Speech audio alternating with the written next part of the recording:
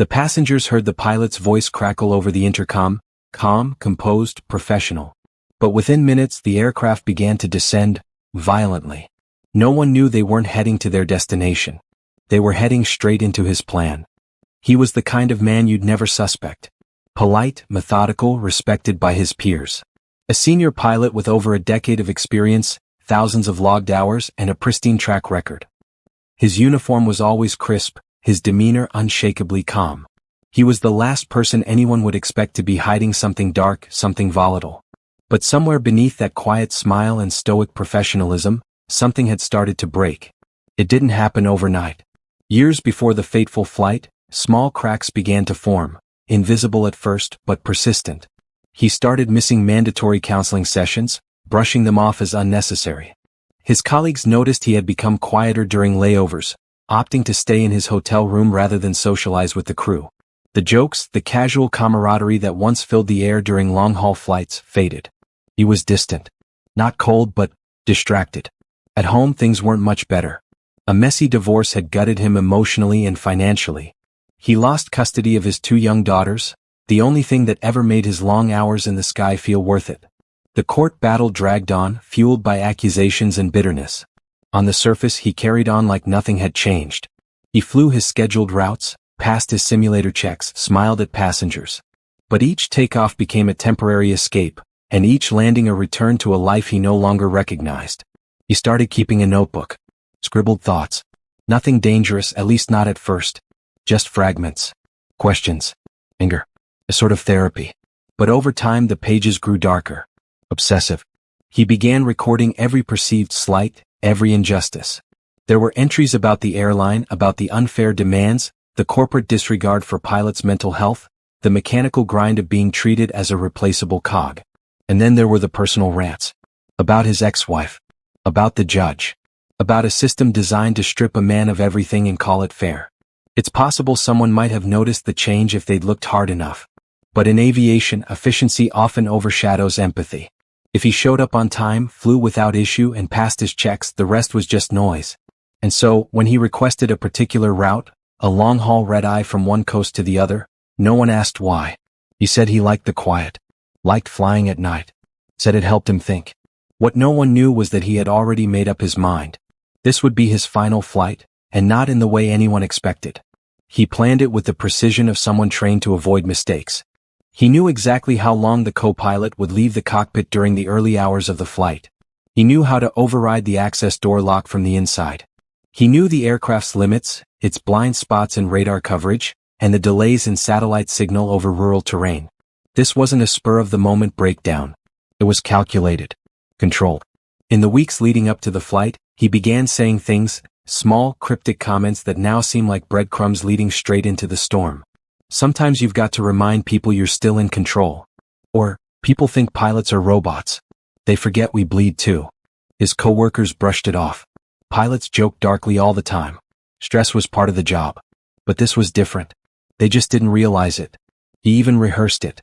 In his mind, over and over like a flight checklist. What to say. When to act. How to mask fear with routine. He didn't plan to scream or rant or make dramatic declarations. No, he would be calm. Professional to the end. Just like always. He believed that would make people take him seriously, that his final message wouldn't be seen as madness, but as a warning. A statement.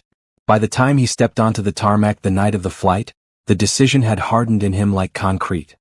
He greeted the crew with a faint smile, made small talk with the flight attendants, complimented the gate agent. Everything about him seemed normal. Because for him this was normal now. The decision didn't rattle him. It gave him peace. Clarity. For the first time in years he felt completely in control. When he sat in the left-hand seat and pulled on his headset, the quiet hum of the cockpit greeted him like a familiar lullaby. The runway lights stretched ahead like a guiding path into the abyss. Clearance was given. Throttle up. Wheels lift. The night swallowed the plane whole. Passengers settled in. The crew busied themselves. The co-pilot relaxed. And behind it all, the man behind the controls waited. Not with nerves, but with certainty. Because everything he had once cared about was already gone. And now all that was left was this. The plane was cruising at 36,000 feet when it began, silent and unnoticed. The passengers were either asleep, watching their in-flight movies, or staring into the endless black stretch beyond their windows. There was nothing unusual, nothing out of place. The cabin lights were dimmed, the soft drone of the engines gave a false sense of peace, and the seatbelt signs flickered off. But behind the reinforced cockpit door, something had shifted. The man in the captain's seat wasn't flying them to their destination anymore. Earlier in the flight, the co-pilot had stepped out briefly. A routine break. Maybe to use the lavatory or stretch his legs. It wasn't uncommon during long-haul night flights. Pilots trusted each other, it was standard protocol. But the moment the door clicked shut behind him, the plan was set in motion.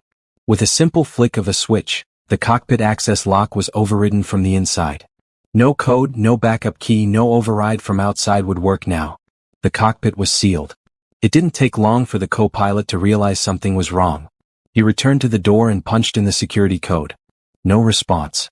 He tried again. Still nothing. He knocked, lightly at first, then harder. No answer. Just silence. Confusion turned to alarm. He pounded on the door, called out. Still nothing. He grabbed the intercom phone and tried the internal line. Dead. Then the message came. The pilot's voice came over the PA system. Calm, slow, too calm. He informed the passengers that the flight was experiencing a minor deviation due to technical circumstances, and that everything was under control. But he said nothing to the crew.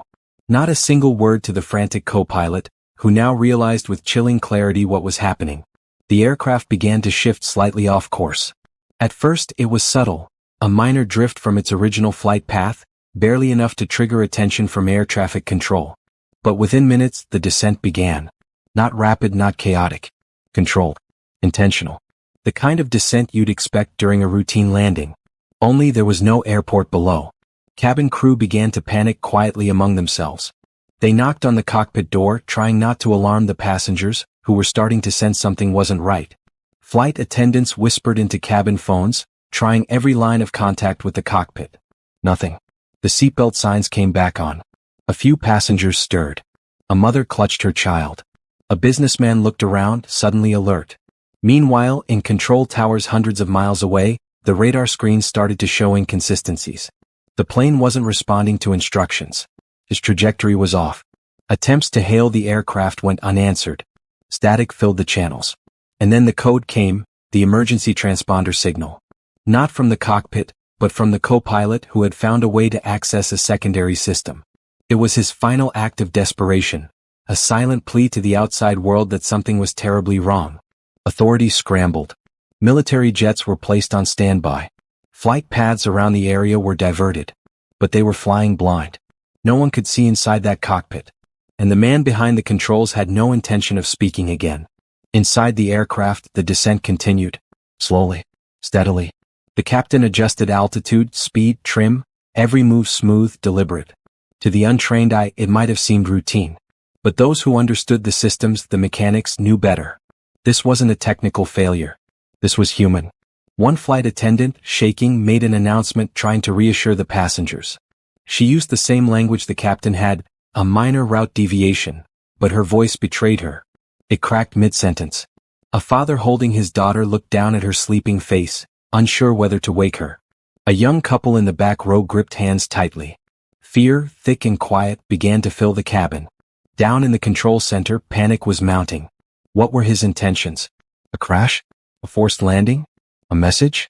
There was no manifesto, no call to media, no broadcast. Just the terrifying silence of a man who had made up his mind.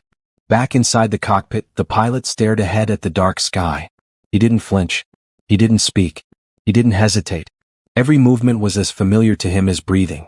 Throttle adjustments, flap settings, heading corrections, all carried out with robotic precision. But inside his mind, the storm raged. He had prepared for this moment, lived it 1,000 times in his head. And now that it was real, it wasn't chaos, it was peace. Everything he couldn't control in life, he could now control in death. The plane, the people, the final destination. All of it rested in his hands. And as the aircraft pierced through another layer of cloud, slicing lower through the night sky, the world below remained unaware. But inside the cabin, every breath felt heavier. Every second longer. No one knew what came next. Only that the person guiding them forward was no longer flying them home. The aircraft's final moments were shrouded in confusion, fear, and an unbearable silence. Passengers clung to their seats, some praying quietly, others whispering to loved ones. A few clutched their phones trying to get a signal, desperate to send a last message. The co-pilot never gave up. He continued pounding on the cockpit door, screaming through it even as his voice cracked and fists bruised. He begged, pleaded, demanded. But the man behind the door never answered. He didn't need to. He had already made his statement. When the descent sharpened, the masks dropped. Panic erupted. The crew tried to maintain calm, but fear was louder than orders. A flight attendant sobbed uncontrollably in the galley, while another buckled herself into a jump seat, staring straight ahead, eyes wide. Children cried. A baby screamed. A man tried to force open an emergency exit, not realizing it would never budge at this altitude. It wasn't chaos like in the movies. It was heartbreak. Raw, slow, inevitable. Then, in one final mechanical motion, the aircraft went silent. Engines at idle. Nose down. And in the span of just a few terrible moments, the jetliner vanished from radar. The world was still asleep when the alert went out. Newsrooms stirred. Phones rang. Families were woken by knocks on their doors. There's been an incident. That's how it always starts. An incident. The word they use when the truth is too cruel to speak. In the hours that followed, rescue crews located the impact site. What they found was devastating. An unrecognizable scar across a vast landscape, metal torn apart, charred debris scattered like ashes of a secret. There were no survivors. Not one. The pilot had taken them all with him. Quietly. Deliberately. Without warning. The investigation began before the fires were even out. Black box data was recovered, although the cockpit voice recorder stopped minutes before the impact. The flight data recorder, however, told a colder, more mechanical story. No sudden loss of pressure. No equipment failure. No external threat. The inputs were consistent with manual control. The descent was steady, guided. It was no accident. It was no malfunction. It was him. Authorities combed through every part of his life. His home, his locker, his emails. His notebooks, disturbing, obsessive, emotionally fractured, were found hidden in a drawer. He never sent a manifesto. Never warned the airline. But in those pages the truth spilled out. Resentment. Isolation. Rage. A growing darkness that he had hidden behind a uniform and a flight log. No one had seen it. Or if they had, no one dared speak. Public reaction was explosive. How could this happen? How could someone with so much control, so much responsibility, be allowed to fly with such torment in his mind? Families of the victims demanded accountability. Pilots across the world were now under a spotlight. Every mental health record, every missed appointment, every quiet man in a cockpit was now a potential threat. The airline responded with statements of grief, sorrow, commitment to change. They implemented new protocols. 2 people in the cockpit at all times. Enhanced psychological evaluations. Emergency override procedures. But it was all too late. The passengers were gone. The crew was gone. The co-pilot, who fought until his final breath, was gone. Only the story remained. Experts on television debated his mindset. Was it revenge? A psychotic break? A suicide cloaked in mass murder? Or was it something else? Something colder?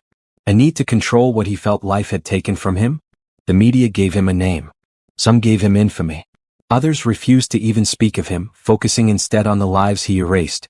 Among the victims were children, couples, elderly travelers, a newlywed on their honeymoon, a teacher on her way to a conference. All of them trusting. All of them blind to what lay behind that locked door.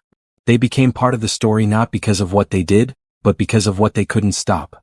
In the months that followed, the wreckage was cleared, the reports were published, and the world moved on, as it always does. But for those left behind, there was no closure. Only pieces, unanswered questions, and a haunting realization. The sky, once seen as a place of freedom, could be twisted into a prison by one man's quiet decision. And that man, he never screamed, never threatened, never demanded. He simply flew. Straight into the night, with hands steady on the controls as if guiding a machine, or ending a life. No one saw it coming. But after that day, the world never looked at a cockpit the same way again.